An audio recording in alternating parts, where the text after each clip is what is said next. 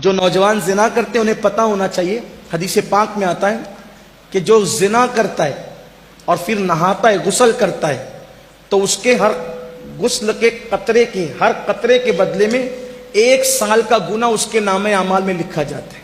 تو جتنے قطرے ہوں گے اتنے سال کا گناہ اس کے نامہ اعمال میں لکھا جائے، اور جتنے قطرے گرتے ہیں زنا کے غسل کے بعد اس سے شیاطین پیدا ہوتے ہیں، وہ سارے شیاطین قیامت تک پاپ کریں گے، اور ان سب کے پاپ کا عذاب اس کے سر ڈالا جائے گا جس کے زنا کے غسل سے وہ شیاطین پیدا ہو۔ اور دوسری طرف حدیث پاک میں آتا ہے کہ جو نکاح کرتا ہے اور نکاح کرنے کے بعد جائز ملاقات بیوی سے کرتا ہے اور پھر غسل کرتا ہے، تو ہر قطرے کے بدلے میں 1 سال کی عبادت کا ثواب لکھا جاتا ہے، اور جتنے قطرے ہوتے ہیں ان کی تعداد کے برابر فرشتے پیدا کیے جاتے ہیں، اور قیامت تک وہ جتنی عبادت کریں گے اس سب کا صلہ اس کو ملے گا جس کے غسل کی قطرے کی تعداد کے برابر وہ فرشتے پیدا ہوئے۔ بہت سستا سودا ہے، اس لیے نکاح کرو۔ اور نکاح کی ضرورت ہے، میں اپنے بڑوں سے معافی مانگتے ہوئے کہوں، نکاح کی اگر ضرورت ہے، گھٹ گھٹ کے نہیں رہنا گھر میں، اپنے ماں باپ کے کان میں کہہ دینا میری شادی کر دو، یہ کوئی بری بات نہیں۔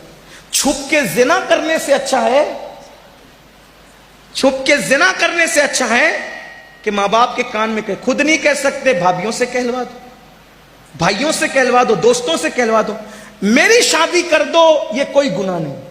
کچھ لوگ کہتے ہیں شرم آئے گی، اگر کوئی نوجوان کہتے میری شادی کر دو تو عورتیں باتیں کرتی اللہ اس کو کیا ہو گیا، یہ پاگل تو نہیں ہو گیا، یہ ہمارے خاندان کی روایت تھی، اتنا بدبخت نکلا، اتنا مجرم نکلا، اتنا گندا نکلا، کہہ رہا میری شادی کر دو۔ میری بہن، زنا سے تو بہتر ہے نا وہ کہہ رہا ہے میری شادی کر دو۔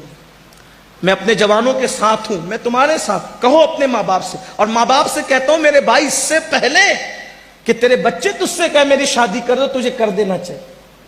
ہاں، کچھ لوگ کہتے ہیں مولانا کھلائیں گے کیا؟ میں نے کہا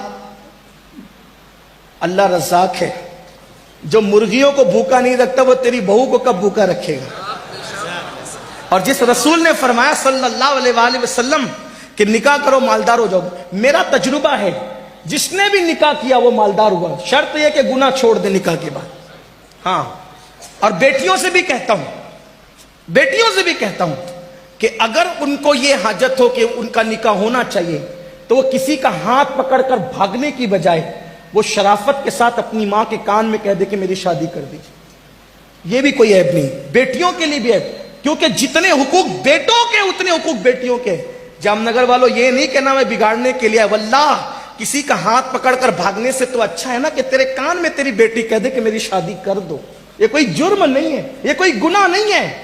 اس لیے جہالت کی وادیوں سے نکلو، اسلام میں بہت وسعت ہے، جتنا فری اسلام انسان کو چھوڑتا ہے کوئی نہیں چھوڑتا، جتنا انجوائے اسلام کے پاس ہے، جتنا انجوائے اسلام کے پاس ہے کسی کے پاس نہیں ہے۔ ہاں، اور مذہب میں دھارمک ہے تو بائک پہ بیوی کو لے کے نہیں گھوم سکتے، توجہ کرنا، اور مذہب میں آدمی دھارمک ہے، مذہبی ہے، بیوی کو بائک پہ لے کے نہیں گھوم سکتا۔ میں نے کہا چھوڑ یار، ایسا دھارمک پن کیا چیز، میرے نبی نے تو سنت بنا دیا بیوی کو اپنی سواری پر بٹھانا۔ اتنا انجوائے ہے کسی مذہب میں؟